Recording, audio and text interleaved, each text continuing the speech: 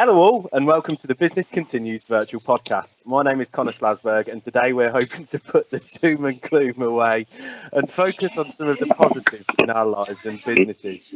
On this week's roundtable, I am joined by Grant, Lauren, Jordan, Emily, and Adam. Thank you all for joining me.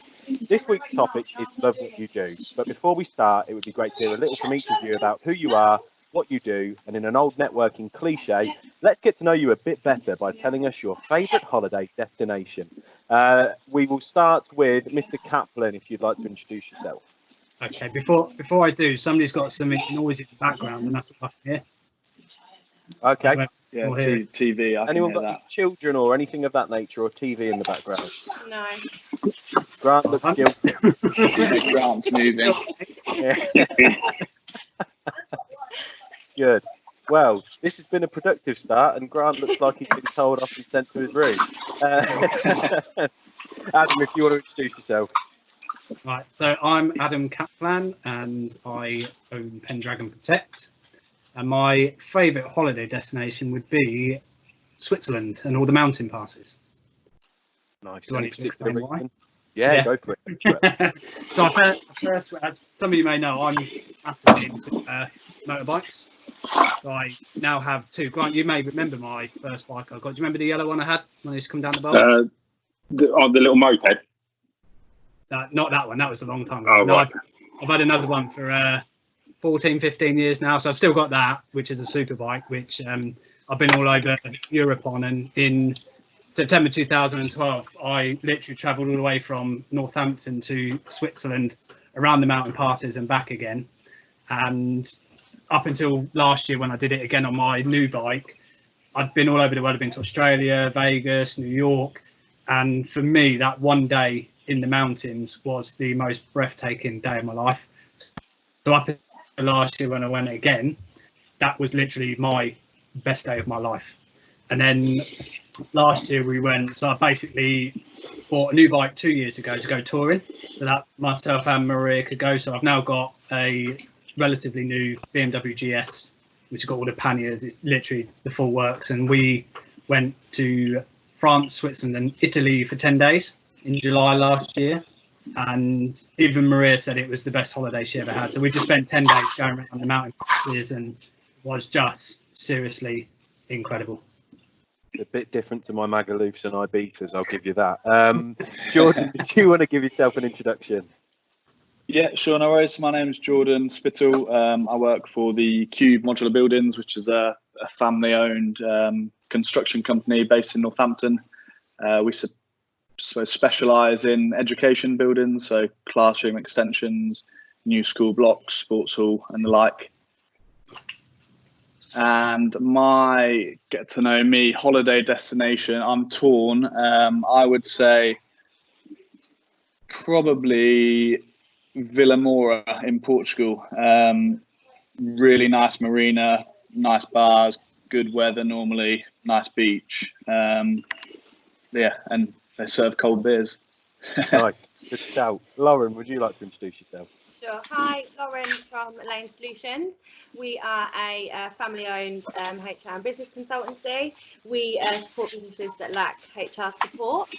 And my favourite holiday destination, I'm probably going to say Vegas, only because of the drama and the lights, and there doesn't seem to be any sense of time, and you can be whoever you want to be. And obviously the gambling, although I'm not much of a gambler, but I just think there's no place on the earth like it. I actually went out there a few years ago. My dad got married out there, which was quite bizarre, but very fun at the same time. But I just love that there's just no sense of time, and you don't have to be anyone, or you could be anyone. I just love that side of Vegas.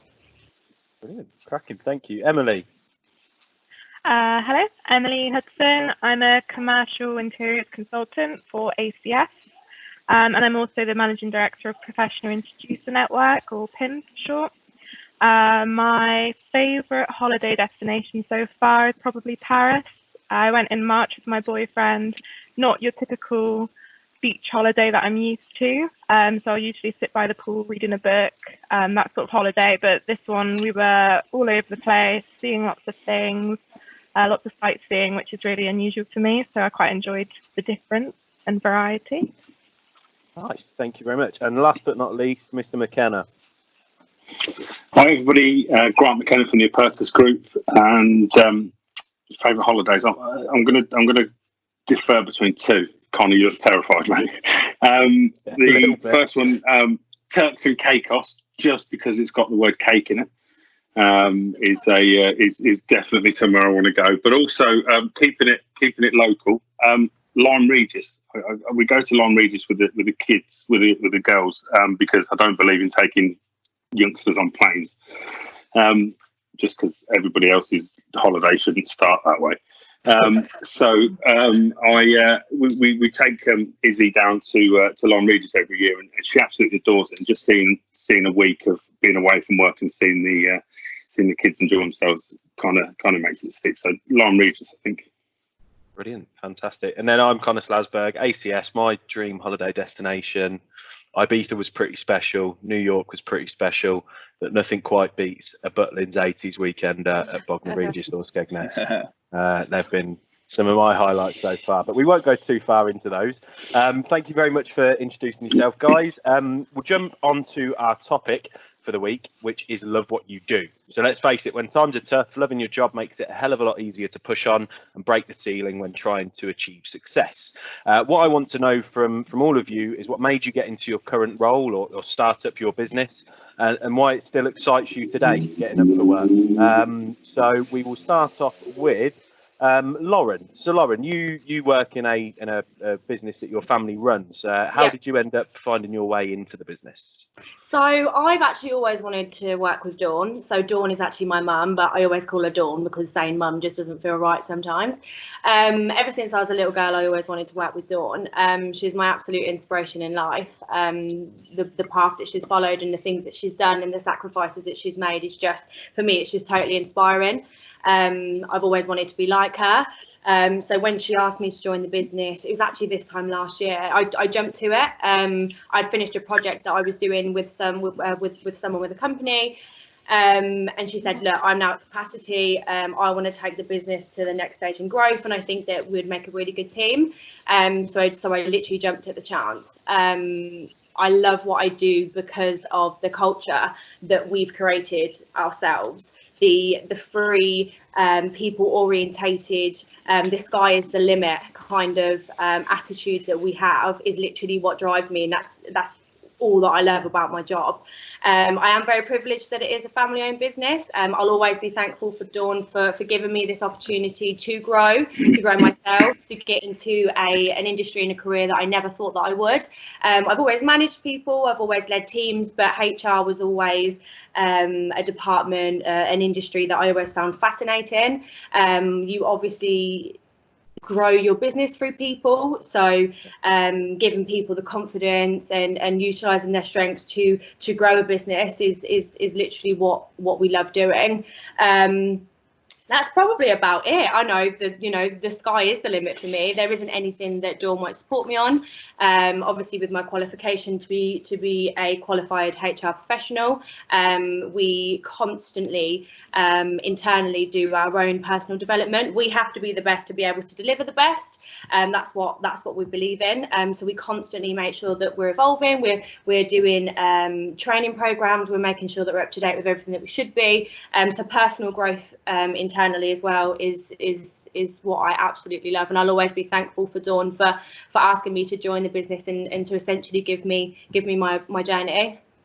Brilliant, fantastic. And Jordan, very similar to you in that you had quite a transition from what you were doing previous to what you do now. So what prompted you to get into working with Cube? Yeah, absolutely. Similar to Lauren, I joined my dad in the family business. I call him Mick, Dad, whatever, director. Depends who I'm talking to, I suppose.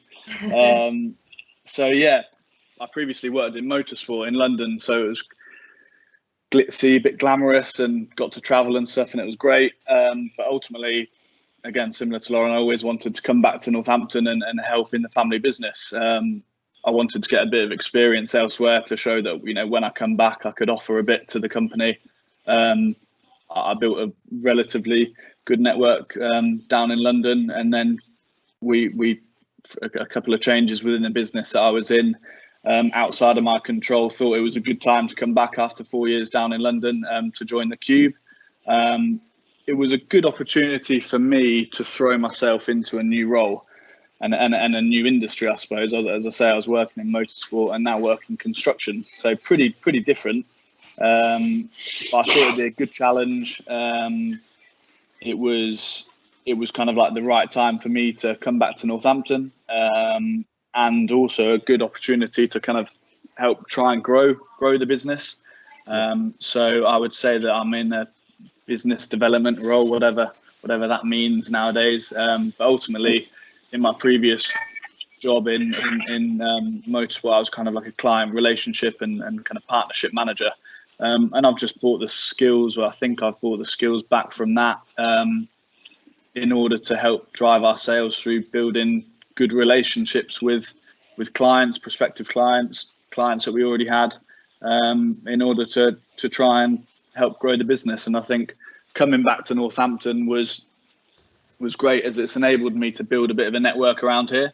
With people like yourself, I wouldn't have had this opportunity to speak to you about what I do now if I was down in London doing something different. So moving back home was a good time, and good opportunity to try and lend Mick some support and kind of see where we go. And actually my brother, who's playing professional rugby at the minute, he's got a construction degree, and over the next couple of years he'll join us as well. So it's pretty exciting, actually. And who needs London bars when you've got Wellingborough Road? That's it. Emily's just reminded me, by the way, the joys of remote working. I'm waiting on an Amazon parcel, so at any minute I might have to run away. Just remind me, and I know the door. Is it another one of those earpieces, mate? No. Absolute Capri Sun. It's not a Capri Sun straw. Good. I wish I brought a chair through with me when I moved. We will bring the conversation back down to earth. Emily Hudson, so you run your own business as well as working with myself for your sins at ACS. You're not able to see me. How did that come about? What made you take on the second role as well, and where did Pin start? So kind of a 3-year sort of journey that's led me to where I am now. But I started PIN in 2018. I was working in my dad's financial services business at the time, training to be a financial advisor. Sort of realised it wasn't completely for me, but I was networking for his business at the time, and it was something I really enjoyed doing.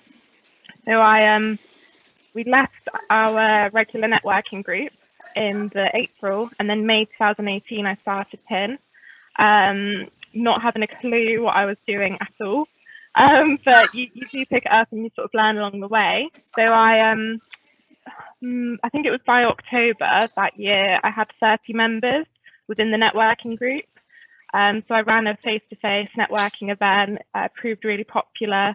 And it started building from there, and I just had a real sort of enjoyment in talking to people, meeting new people, and connecting them as well, because a massive part of PIN is actually referrals, sharing business, and just building good relationships in general. So it was actually through PIN that I ended up getting the job with ACS. So in June, when was it? Last year, I was a finalist in the Next Generation Awards for the Hospitality Star of the Year. At that event, I was sat next to Michael Harley, who's the sales director for ACS.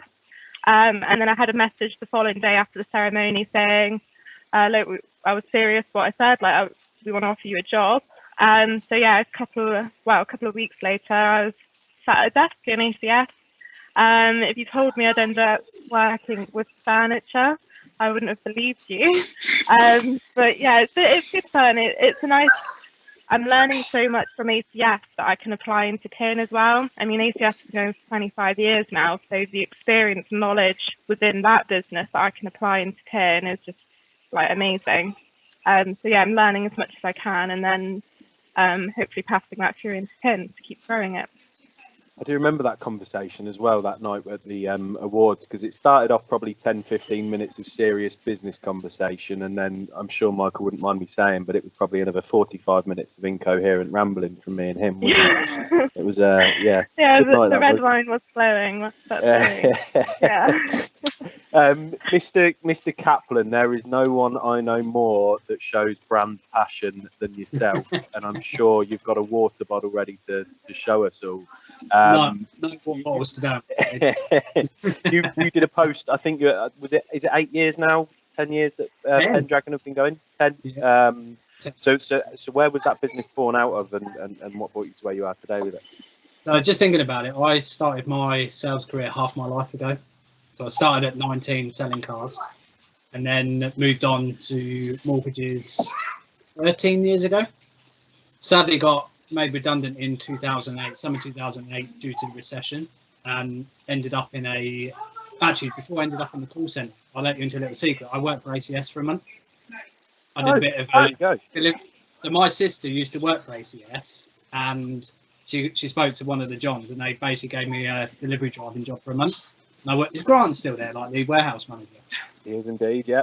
Yeah, so I worked with Grant, and I just did that for a month. So I'm grateful to them for giving me a job for a month whilst I was looking to get back into this.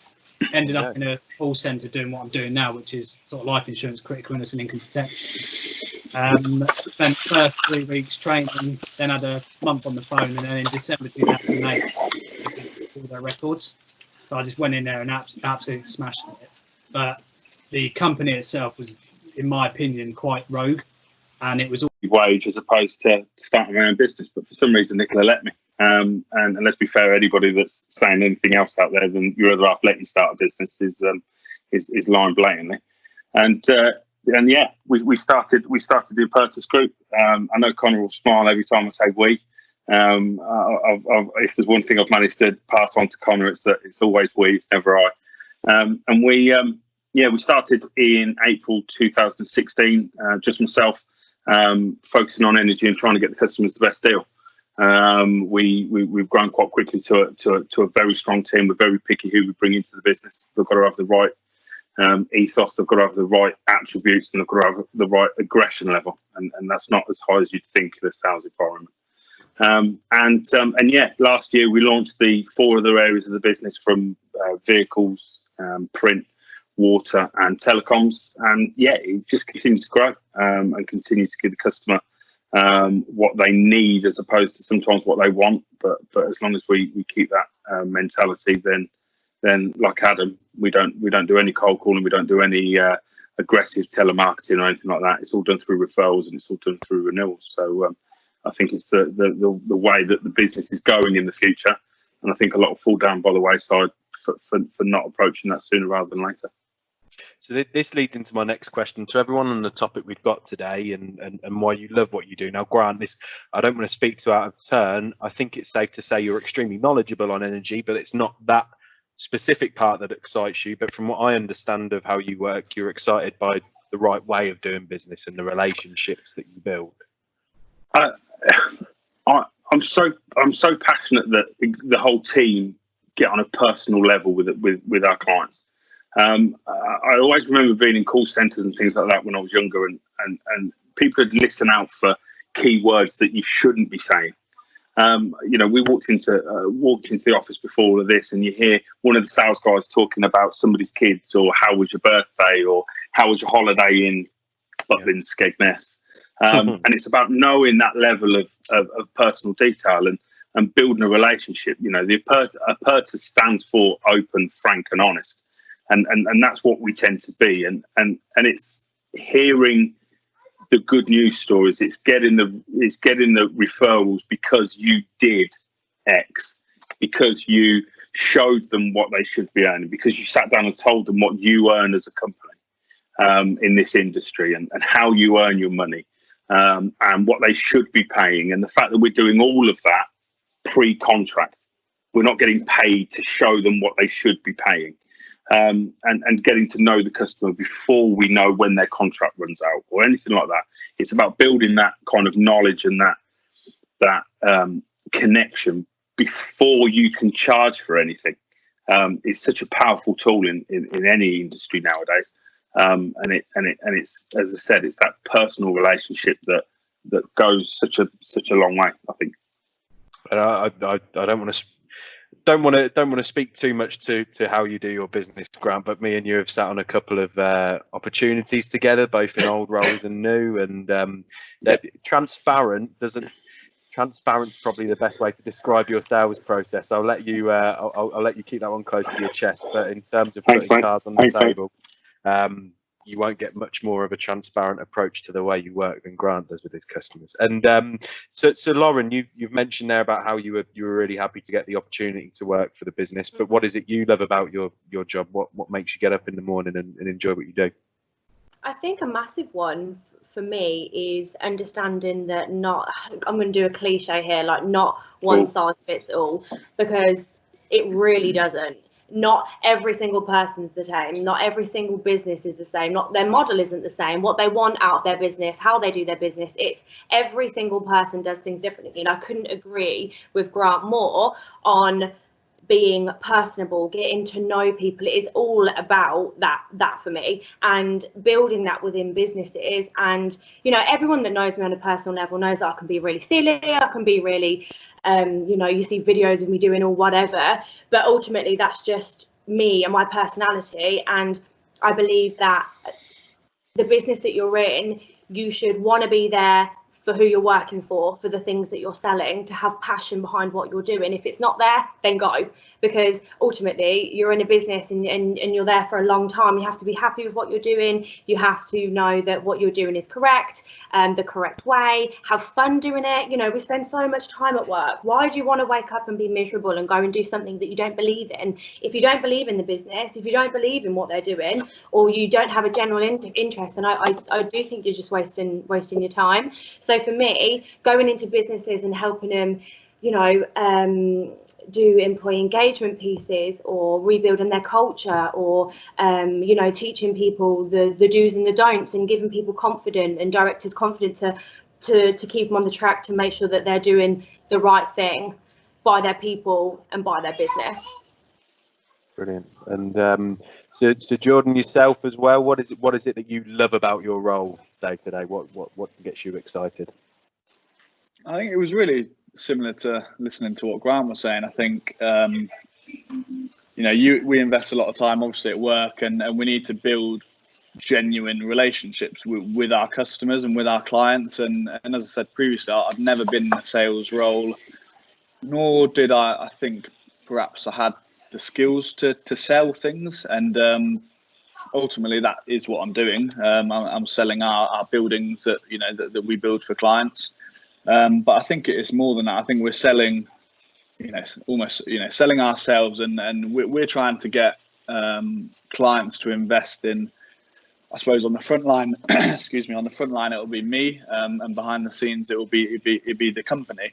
And I know for a fact that the buildings and the product that we deliver to a client will be of the highest quality. So I suppose it's just trying to get them to buy into us as a company, and what we stand for, and what our ethos is, and who we are as people initially, because we know that we'll give them a good product at the end. And within the construction industry, there's some big players, and we're a real small fish in an industry, the modular industry, that's growing and growing rapidly. So we see some really good opportunity out there over the next few years. And Mick, my dad started the business, and we've got a great product. And I saw that, I've laboured on his site since, I was 14, during school holidays and through university and so on. And I could see that what we were delivering to the client was great, but it was on a smaller scale.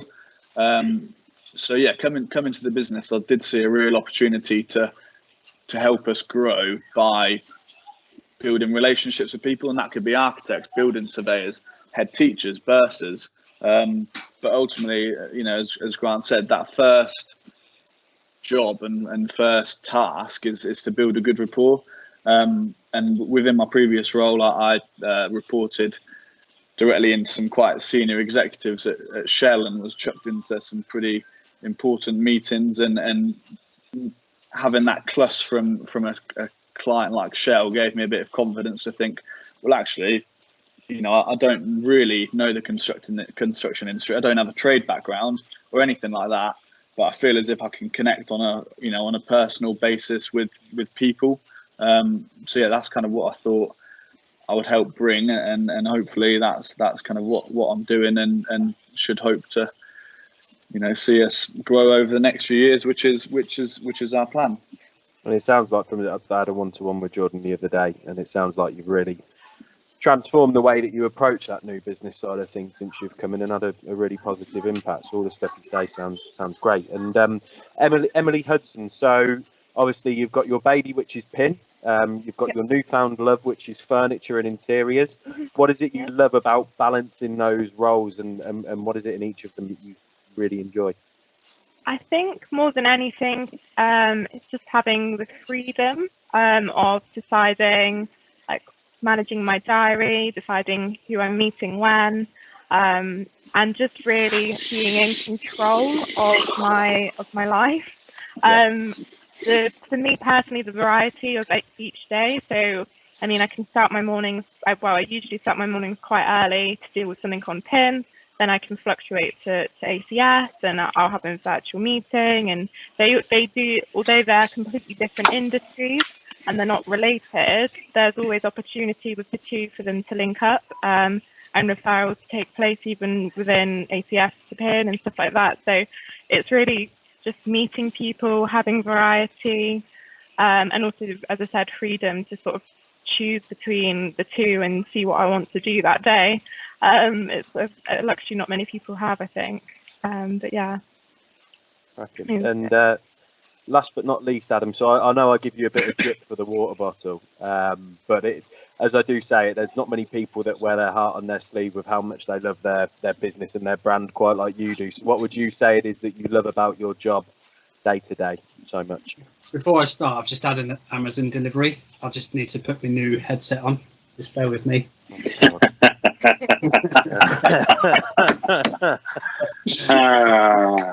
that, it's big. Okay. So anyway, jokes aside, obviously listening to all you guys, I think we're all pretty much in the same boat.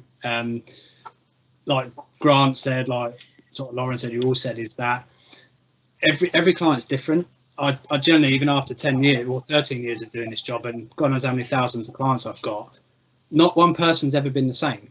And what excites me is that it is a new challenge every single time. And because we're so different at what we do in this industry, is like we would discuss someone's medical background up front, because typically what happens, you'll go online, you get a quote for your date, like you get asked your date of birth and if you smoke, and that's it. You get a quote. First of all, you haven't got a clue which one is the right policy for you, what all the insurers are actually covering you for. Because I think Fraser Arnott, I think, hit the nail on the head a few months ago, and he said to me, Google doesn't have all the answers. I was like, do you know what? That's really, really powerful. So I've actually done an article which is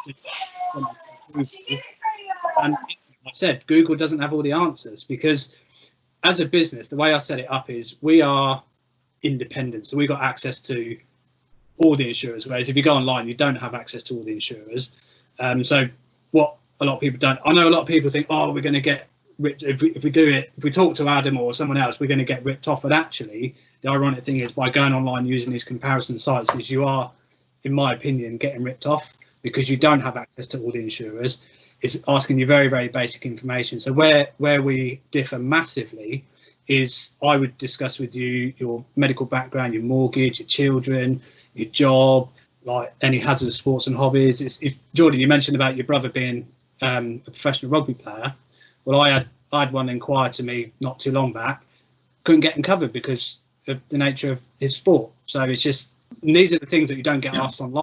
And there's so many people out there, I guess, that have policies that are probably invalid and I haven't even got a clue. And then the problem is it's too late. By the time you actually need to claim, well, sorry, Connor, we can't pay out because we didn't know this, we didn't know that. So the level of detail we go into is second to none. Like even Fraser said to me when I did all it, I actually did Fraser. I worked with Fraser 13 years ago, and when we met back up last year, when I met him at the expo, he said, "Can you redo all my stuff for me? So I've got kids and new blah blah blah blah blah." And he actually told me off. Said, "You go into too much detail." I said, "Well, No, I don't. Like, how can anybody, when they're selling about, like Grant said, like I said, you need to get to know your client, and you need to understand what their needs are. And my job is to make a recommendation. Look, these are all the things you need to consider. I appreciate that this is going to cost X amount of money, so there are obviously ways of reducing that spend. And you give somebody the option for the absolute minimum and the absolute maximum, and typically they'll go somewhere in between. But what I love the most about my job is the amount of referrals I get is trust. Like, people trust what I'm doing, therefore they're going to recommend their friends and family. But touch wood, based on all the claims that we've had, I've literally got a letter on my desk, sadly. I've had another client pass away, but out of all the claims that we're aware of, because of the level of detail we go into, we have 100% record. So I think that is something to be proud of, that in 10 years, and God knows how many thousands of policies we've set up, I'd say it's probably in excess of 5,000 policies we've set up in the last 10 years. Of the clients that we know, they've all been paid out. Now, we don't want claims, don't get me wrong, we do not want people claiming, but ultimately, this is why we do our job. Going that extra mile to make sure that when they do claim, you've done right by them. No, I fully agree. I think if anybody ever didn't get paid out due to my negligence, if you like, I would literally be devastated. I couldn't live with myself. Yeah. So that's why we do what we do. That's brilliant, and the passion's visible. I mean, for myself, I think when it comes to loving my job, my very first sales experience, I'd say, was I was working in telemarketing, and it was in telecoms, and good business. It looked after me, but I saw a lot of salespeople that would come in and out of the door, and they were people that I don't think really believed in what they were selling or had passion for that product.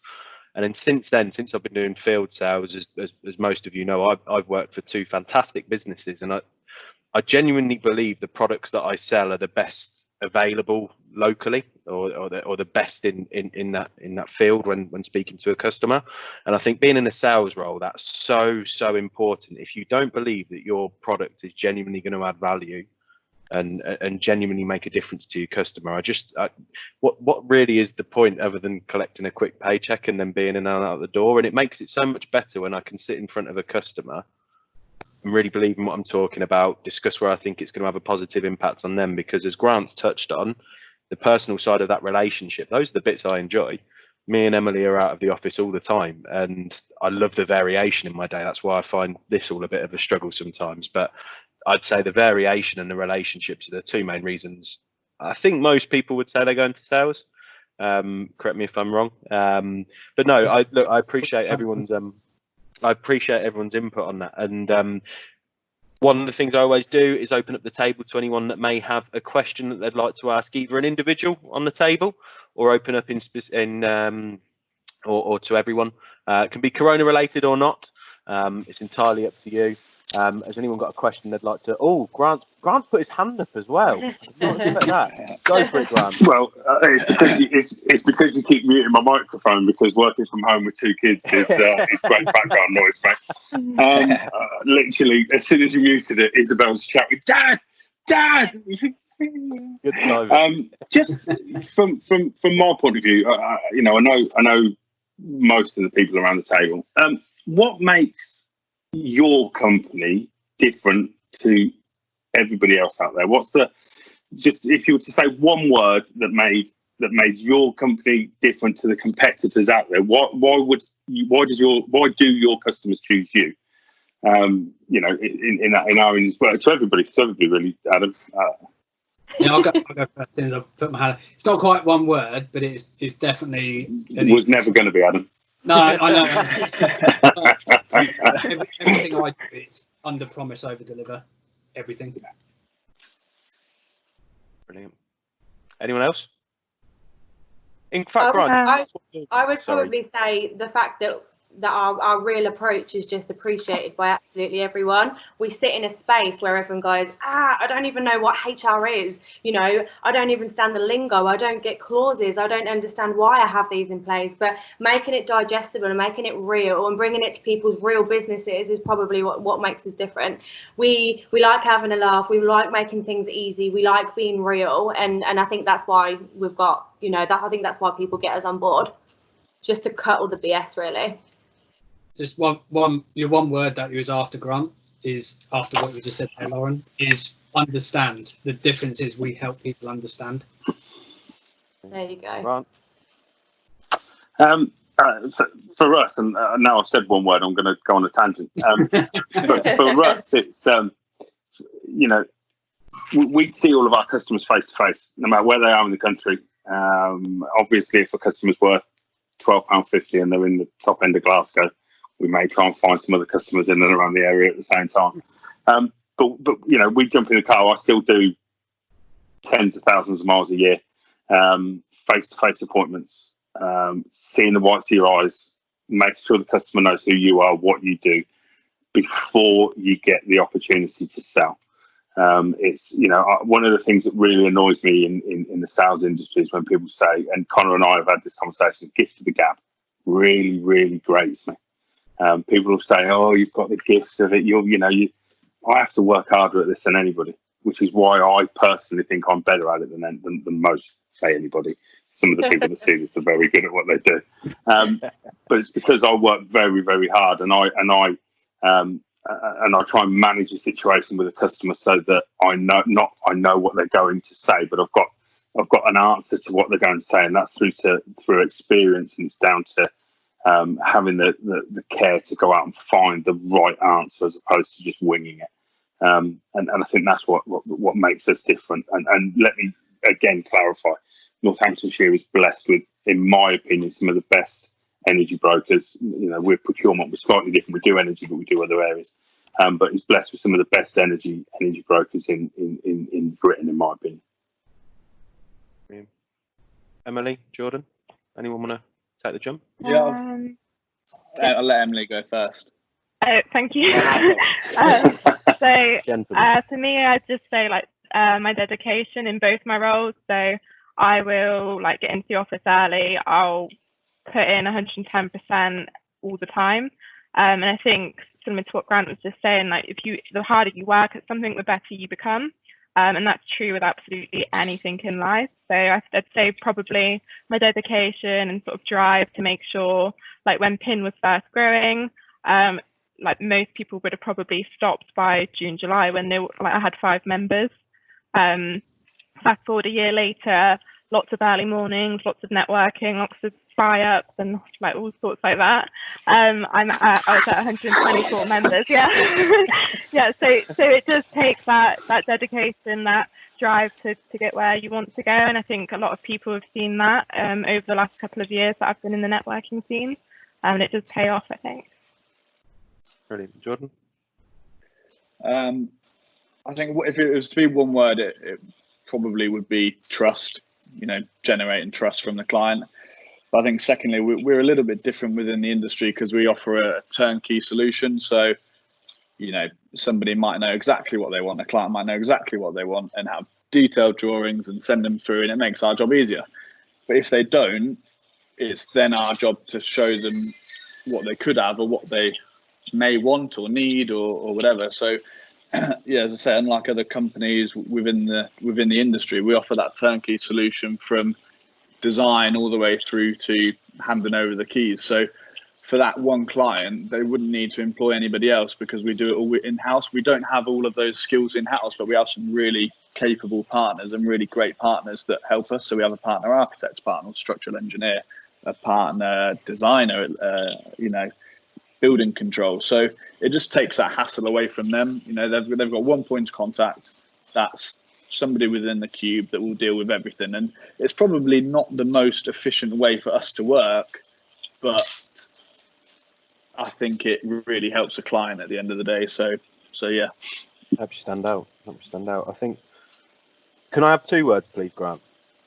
It's your show, mate. You carry on. Thank you. I would say consultative partnership, and I can split those down into 2 separate parts. The consultative piece, I think, if we're focusing on my main focus within ACS, which is IT managed service, consultative, any IT support company that can't do IT support there's a serious flaw somewhere, and how they've managed to get someone doing that for them, I don't know. So the support arm, I think, should be a given when I'm having that conversation with customers, and we need to reinforce why we're good at that. But the consultative piece is massively important, in that technology, which is what I talk about, it's always changing. And if you're not constantly focused on where your business is heading from a technology perspective, you're going to get left behind. So my whole role is built around that, rather than just let's look after you, call us if there's an issue, that let's sit down every 3 months and look at what you've got planned, where the technology's going, and let us introduce some new solutions to you. So that's that piece. And then the partnership piece kind of follows on from that. If I'm looking to work with someone as their outsourced IT, I would never want them to refer to us as their IT support provider or something like that. I'd hope that I demonstrate enough value that they consider it a partnership, and we work closely with them, and they lean on our word, and there's a lot of strong communication between the two. So that's where I'd say we try and separate ourselves out, and especially when I'm having these conversations, those are the two words that sit in the back of my head when I'm looking to kind of cultivate a relationship with the customer. Does that answer your question, Grant? No, spot on, mate. Spot on. Wonderful. We do have quick time. If anyone had another quick question they wanted to throw out, I have a question. Oh. Right, we'll try and run through them all. Go on, Lauren. So obviously, being in lockdown, to the whole room, what have you learned about yourself over the last, I don't know, 4 or 5 weeks, however long you've been locked down for? No, well, just one thing that you've learned about yourself. Fire away. You're not. Anyone? I'm soft, but not. You're probably gonna take that the wrong way, Grant. But No, not till you said that, there's a mate. big story. But Lauren knows how soft I am. Anyone else? I think I like routine more than maybe thought. So I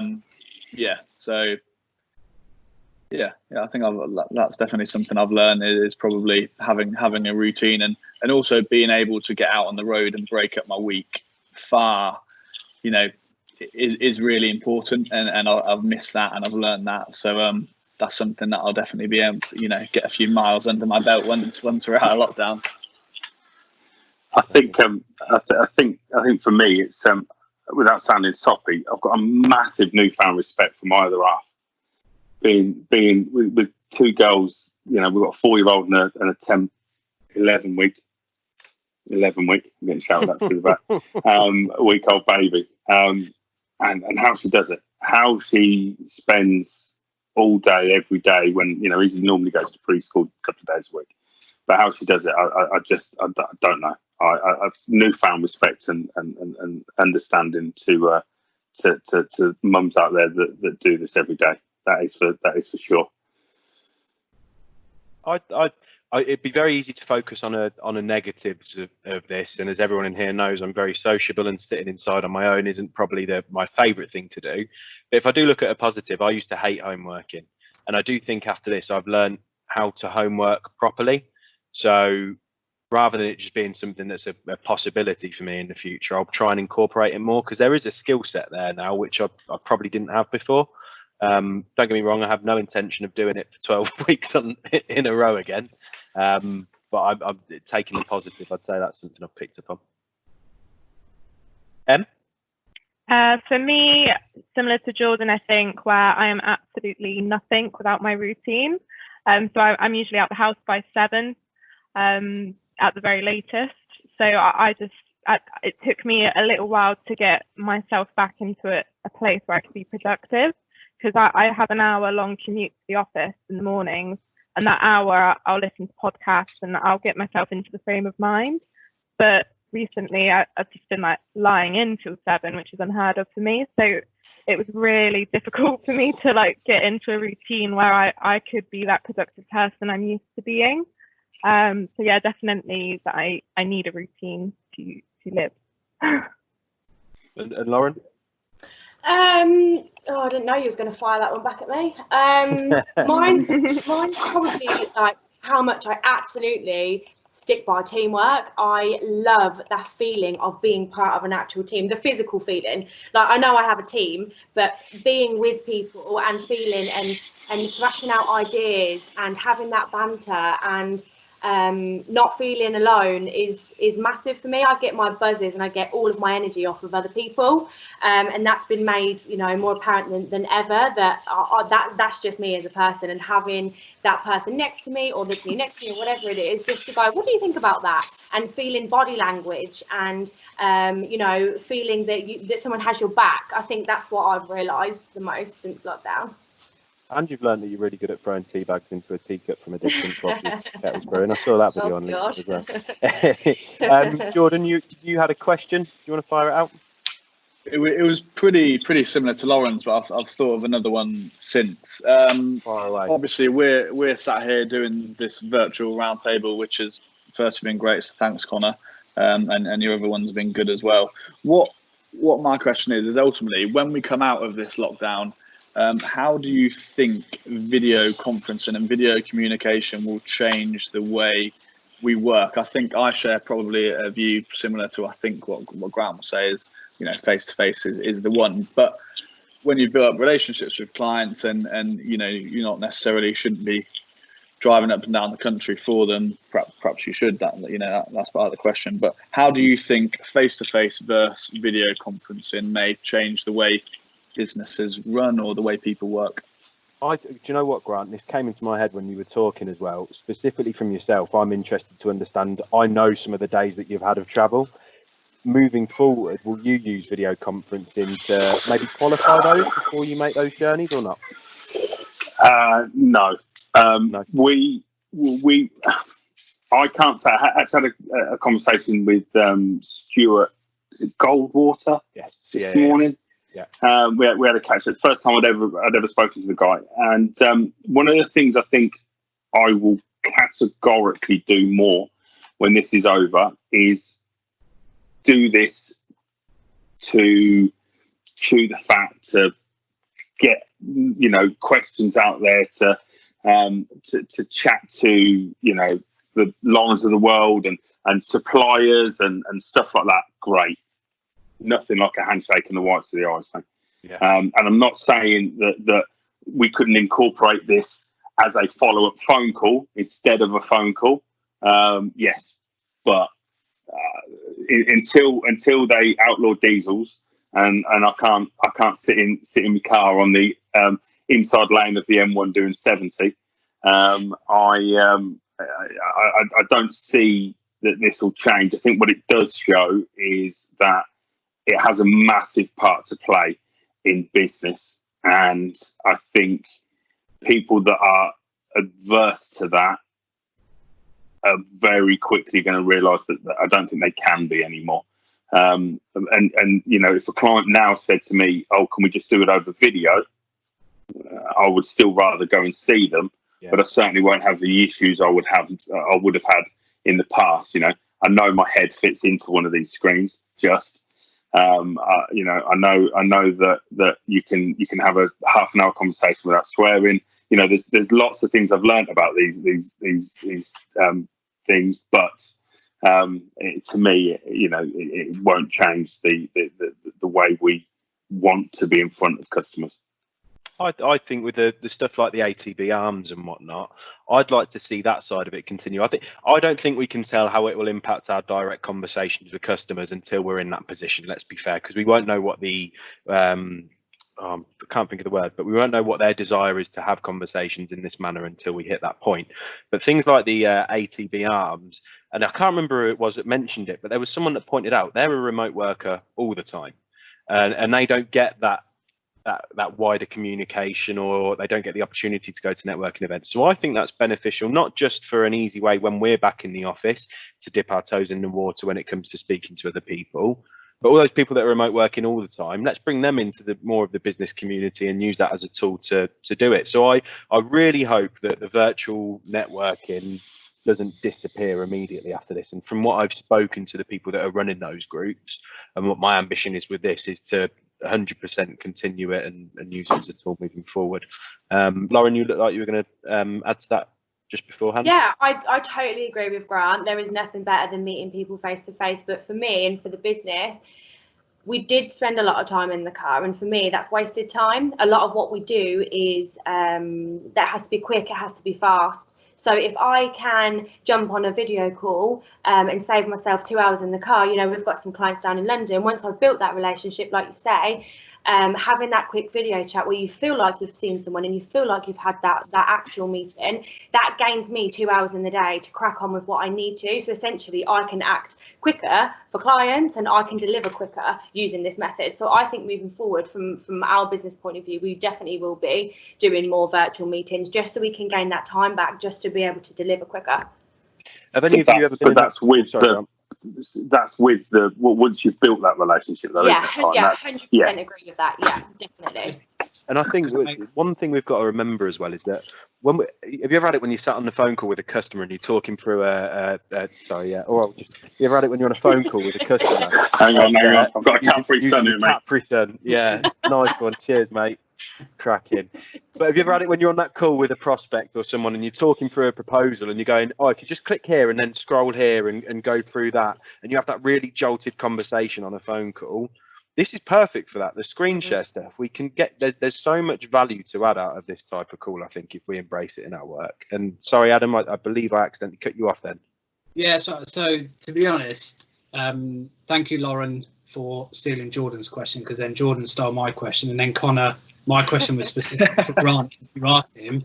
So originally, as soon as Grant said about travelling to Scotland for £12.50, and initially I thought, well, why don't you do this? And I had a client a few weeks ago who said for him this is a game changer, because he did an appointment with one of his clients. He said it was a 6-hour round trip, and instead he did it this way. And he said, overnight, I'm changing my business. He says, because I agree with Lauren, like, thankfully our business, 99% of our business is done over the phone. It always has been. So we've been quite lucky. There's not really been a transition other than from going from the office to home. But I love seeing people face to face. There is no better meeting than seeing somebody face to face. But we deal with clients from Scotland to Devon to Isle of Man to Jersey. I can't just get in the car and do that. But the other thing from our point of view is when you do see somebody face to face, that appointment always takes double the time than what you're doing it over the phone or something like this. So from a selfish point of view, and like Lauren rightly said, is would I want to be spending 2 hours on a round trip driving to see a client when I can do it on the phone or doing it this way? And I certainly am going to start offering, because I've never done video calls, but start offering video calls, because I've started to do something with clients, which this is the perfect platform for, is where I have been sending them my research and going through it with them. So rather than just sending them, why don't I just screen share and say, right, this is the research I've done for you. This is this is what it means, rather than, like you said, Connor, trying to explain it to them over the phone. Oh, well, if you just click here, you just click there. Yeah. If you're both looking at the same hymn sheet, you can both sing the same song. Yeah. So 100%. My genuine question is how are we all going to adapt to this? Yeah. But you answered the question anyway. I would say, for me, so from an interiors design sort of perspective, I'll always need to go to the sites and measure up and get the design briefs. But in general, for those meetings with a quick question, or just to sort of see how works are going, I don't necessarily need to visit the site. I can jump on a video call and the contractor can show me around via video. So from that perspective, yes, there's a time saving element. But I think personally for networking, I prefer face to face. Like you can't beat it, as Grant was saying. Like there's nothing like a handshake. Being able to read that body language. So I think initially for building relationships up and getting to know people, you need the face to face, and then probably, as everyone sort of said, ongoing relationships. There's nothing wrong with a video call, and it's much more personal than just a normal phone call. Yeah. So yeah, there's definitely, I think, opportunity to use this sort of technology a lot more. And with the current situation, a lot of businesses have been forced into it. So now a lot more people have the tech, so we may as well make use of it.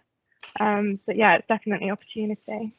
I think one thing that no one's mentioned to this point as well, but we've seen our businesses doing it, lots of businesses are doing it, those webinars that are out there at the moment. There's been a lot of traffic that way. And I think everyone, it's plain to see that a webinar is a great way to demonstrate your business has knowledge in that particular area and kind of boost what you're trying to put across. So I think that we'll see an increase in volume on that. But I'll be honest with you, I completely agree with what Grant said. I will always lead with a face-to-face appointment.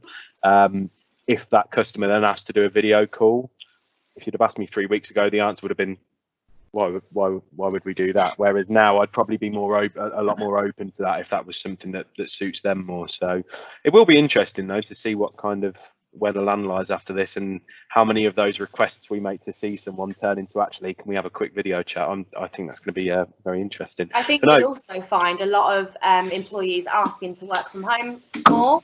Yeah. But as in, in terms of flexible working, if we've been able to do it in lockdown, why can't businesses now offer this as, a time for people to get a little bit of family? If you've been able to still hit targets and still do what you do, then why not? So I'm interested to see moving forward from a HR perspective how many people are actually going to request it.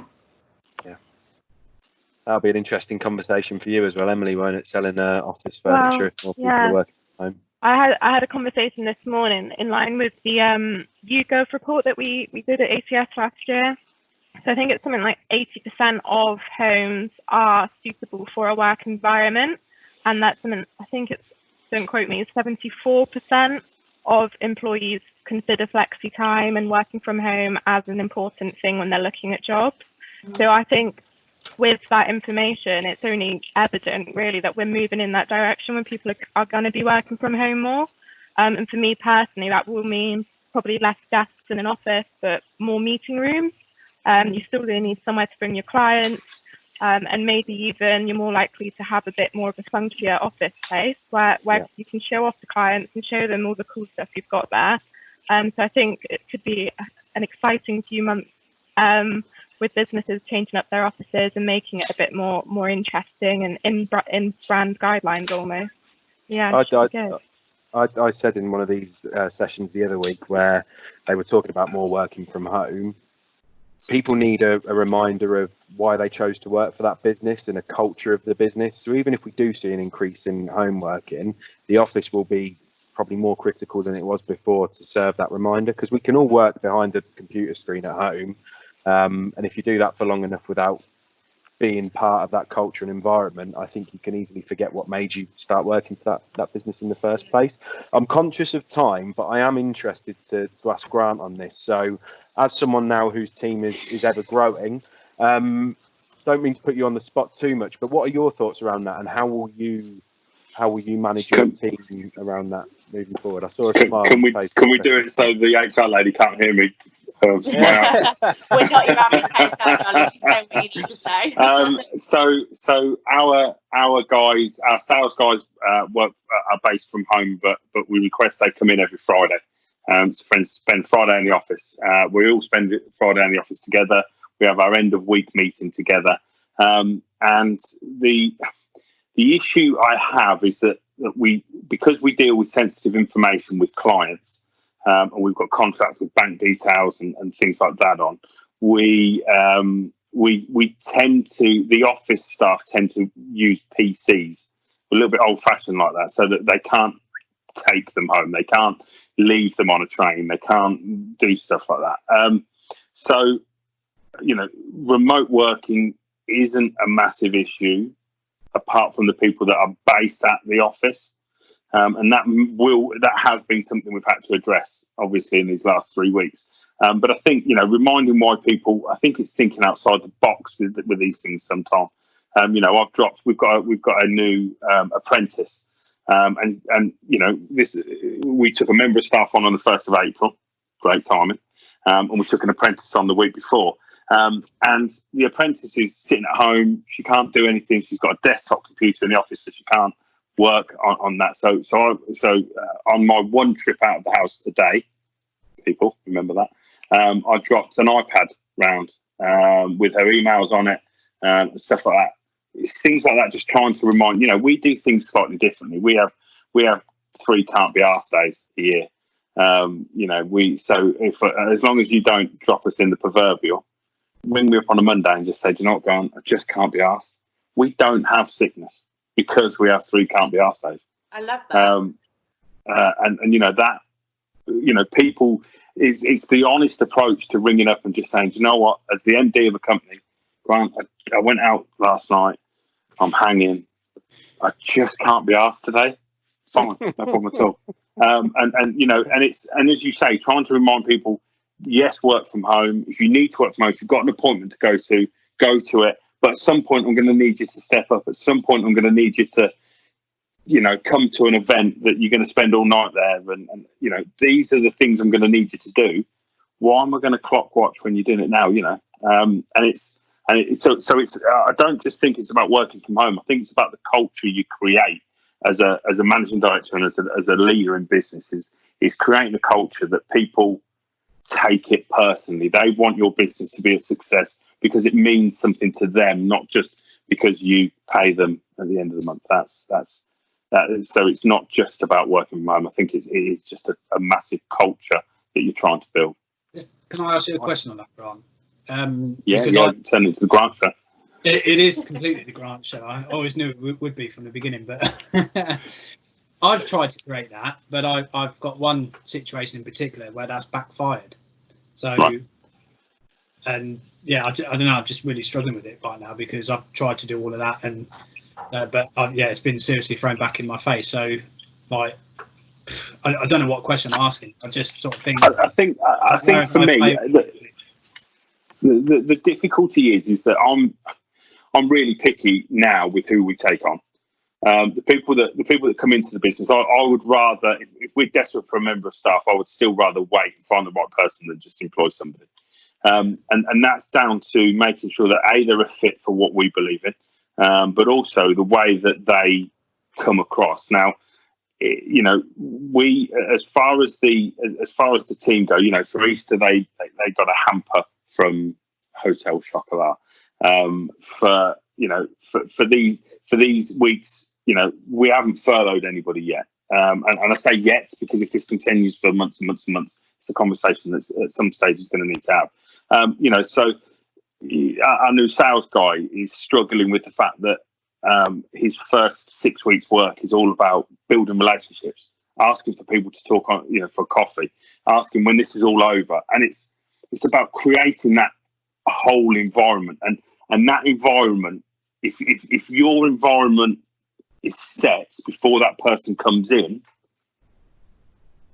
they have to conform because that's the way the business is. And I think, you know, one of the things I've never been able to do is hide how I feel about people. As soon as somebody says something, Adam, you know, in this group, you've known me 20 years nearly. Yeah. Somebody says something. Somebody says something. Whether my mouth agrees with it or not, you will know how I feel about what you said.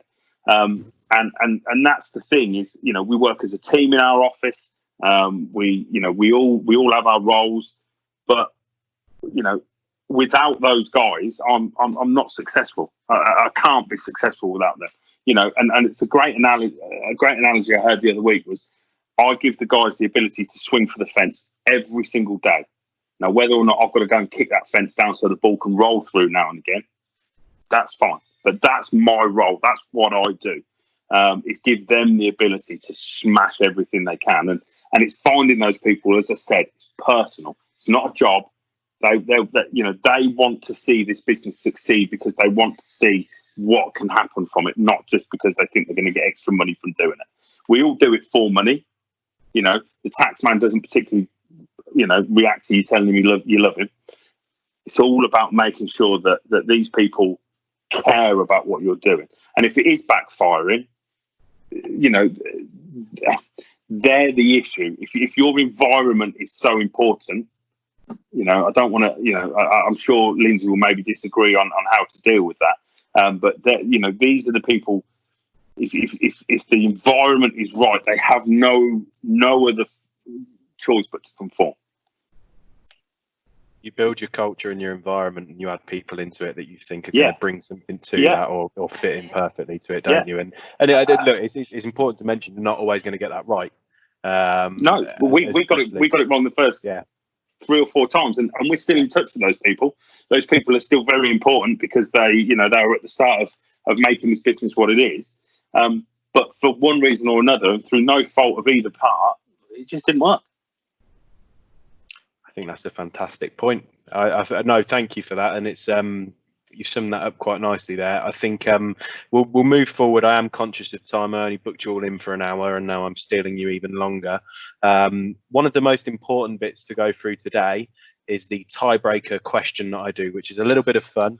Yeah, Grant's ears perked up there. The prize for winning this tiebreaker question. Please be an earpiece. Please be an earpiece. Please be an earpiece. I think Adam will send the winner a Pendragon water bottle, but my prize to you is, I assure you, the first time I see you when this is all done, I will give you the highest of 5s. Come on. And you can hold me to that. So today's question is, and I'll give you a couple of seconds to think about it before you all go round.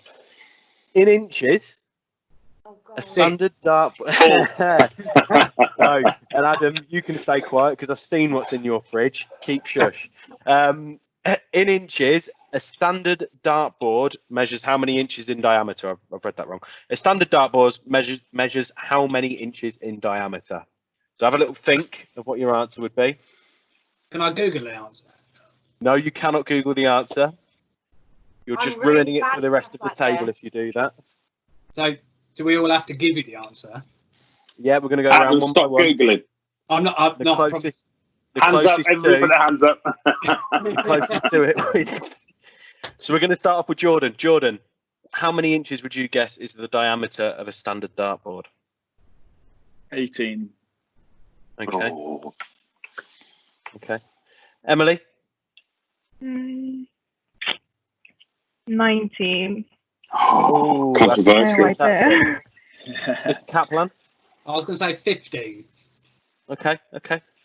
Lauren? 22. Okay. You're all getting fairly close. Okay, Grant? I think it's 236. No, it's not 60 centimeters, is it? Yeah, go on. I'm going to go. I'm going to go 24. Okay. Jordan, did you know the answer, or was it just a very good guess? No, it's a guess. It was a guess. Whatever. The answer is 18 Whatever. inches. There we go. So Jordan, I promise you will receive a high five at the first networking event I see you at after all of this. Thank you all for joining me. It was definitely the most interactive one we've had. Love some of the stuff we had. You say that every week. Pardon? You say that every week. No, I don't. If you'd watch, you know, Adam. But no, I don't say that every week, I promise. Is this not the first one? Sorry. Oh, God. I love you and I hate you, Grant, sometimes. Next week, I'm doing a charity special. We'll have a table of shiny new faces ready to share some of the fantastic work they do in the local area and how businesses and people can support them throughout this challenging time. Usually I give a shout out to a charity or a local cause at this point, but today most of the people in this roundtable have been part of it, and I wanted to shout out the All Things Business ATB Arms. I said that I'd do so for Fraser because it's been a really good little community for people to get involved in over the last few weeks, and it's one of the highlights of my week. And they're aiming to break their record with how many people are attending in the next couple of weeks. So, Fraser, I've got an email from Fraser doing a music quiz tomorrow.